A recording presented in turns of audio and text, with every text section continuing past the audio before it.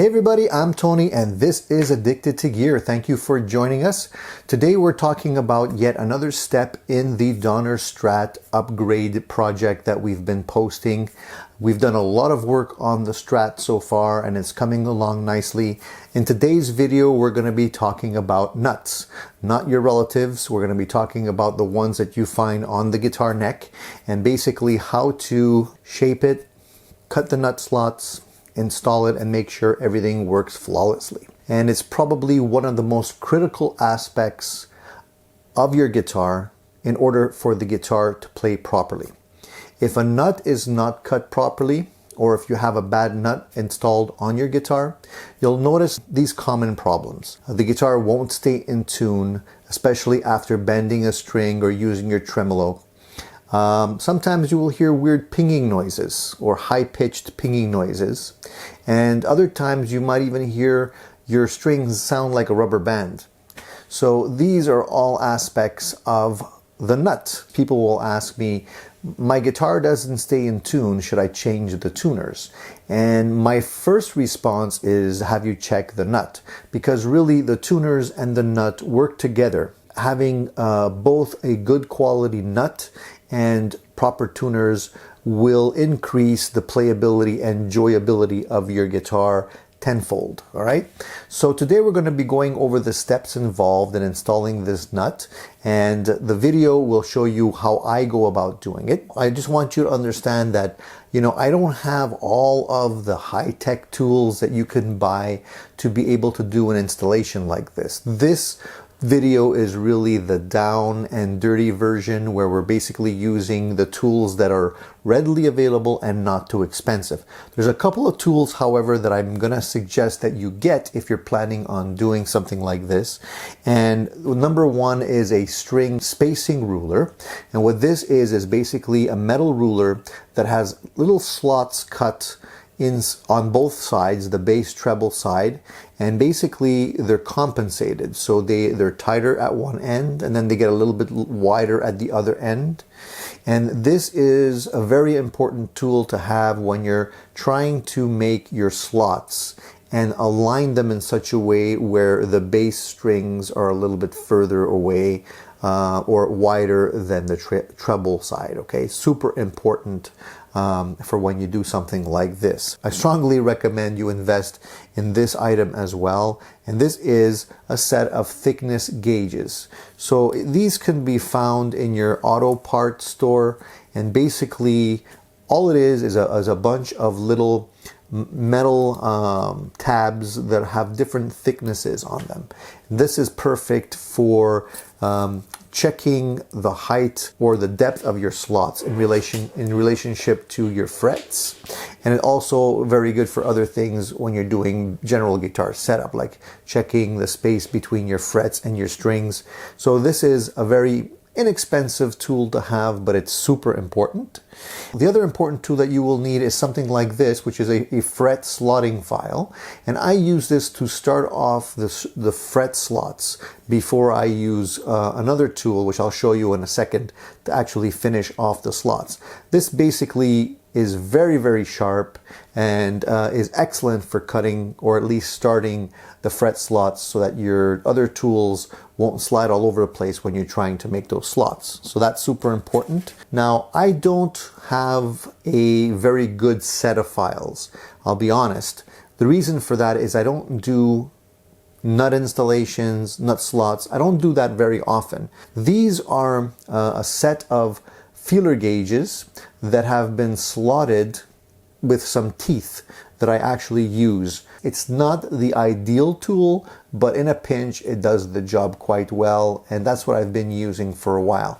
Each one of these are a different gauge, so you can actually use the proper gauge of thickness in relationship to your string gauges, so you know that your slots are going to be cut wide enough. Okay, so those are the basic tools. Beyond that, you will need regular files and sandpaper to be able to finish your work, but those are things that most of us already have. So let's start the video, go through the process, and then see if you have any questions at the end of it. So now we're at the point where we're installing the new nut.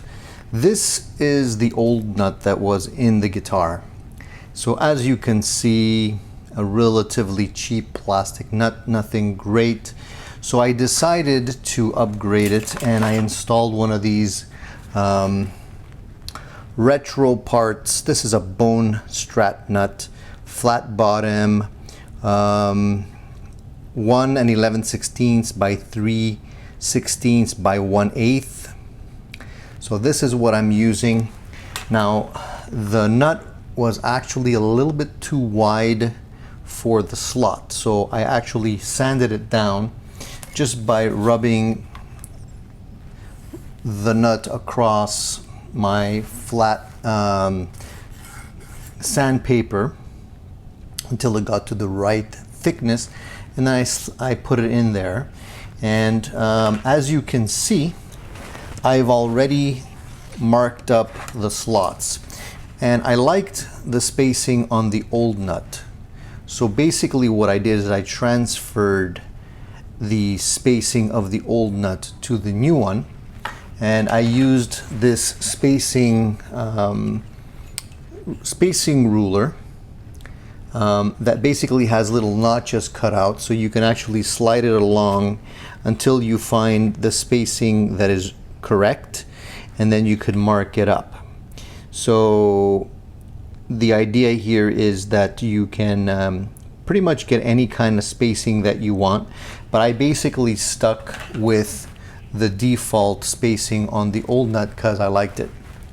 So a lot of people ask me, how do you get the height correct on a nut? That's the tricky part. So I haven't cut the slots yet, and the way I do it, and there might be other ways of doing it as well, I measure the height of the first fret, and I give myself just a little bit more than the exact height of the first fret. So it's actually, you want to make sure that the string vibration will clear the first fret here. So what I do is I mark that line on the front side of the nut here, and I make sure to stay above that line just by a hair.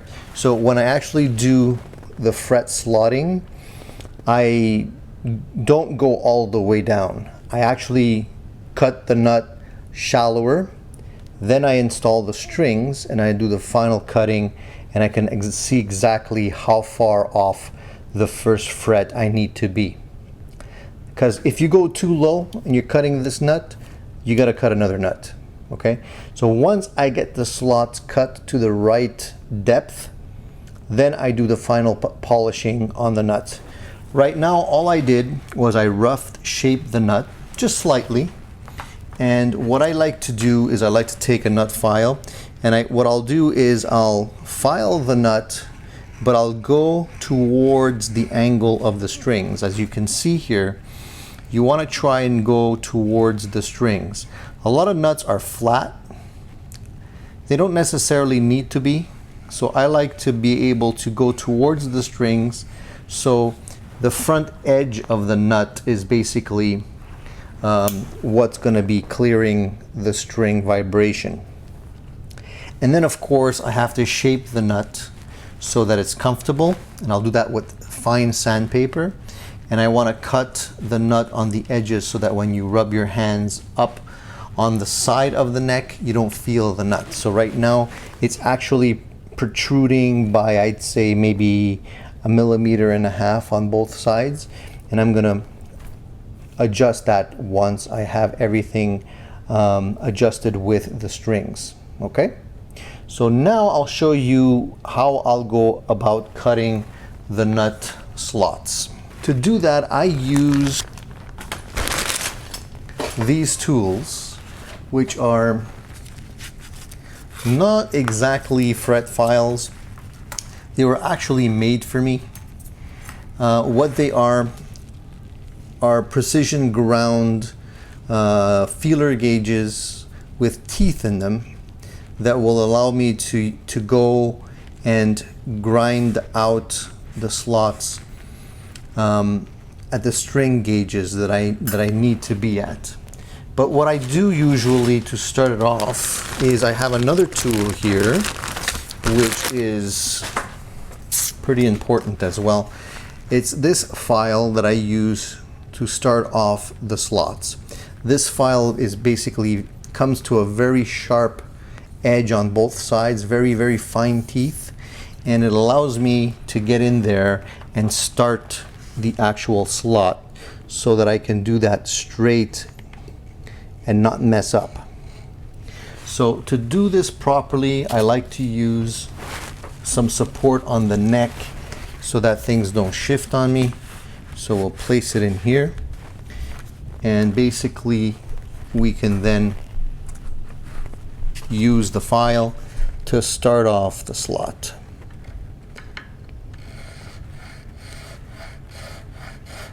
You don't want the slot to jump around on you. Super important to make sure everything is straight. Otherwise, you got to start over.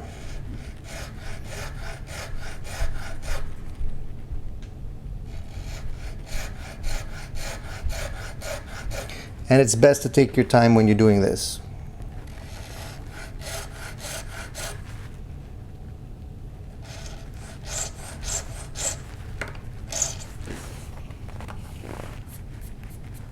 So there you go.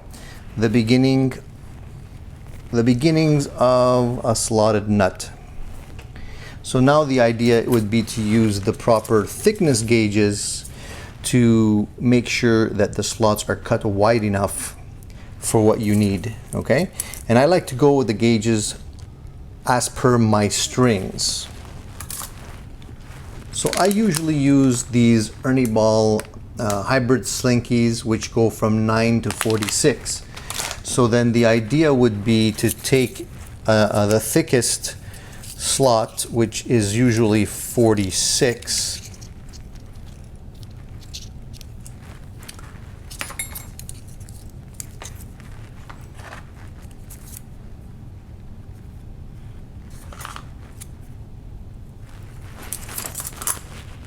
so this one is 46, so that's going to be my low E string thickness.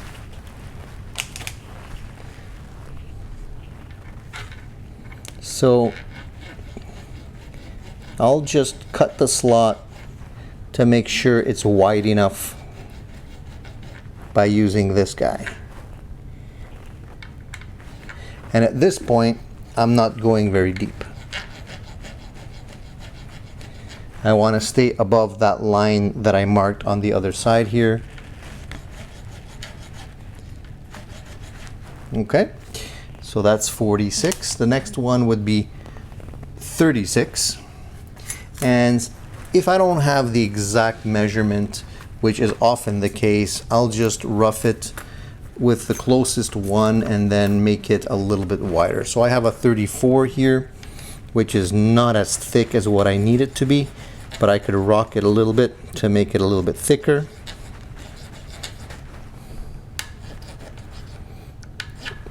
Ideally, you would want to have the exact sizes all the time, but unfortunately, fret files are very expensive. So I'm making do with this because I don't usually do fret filing too often.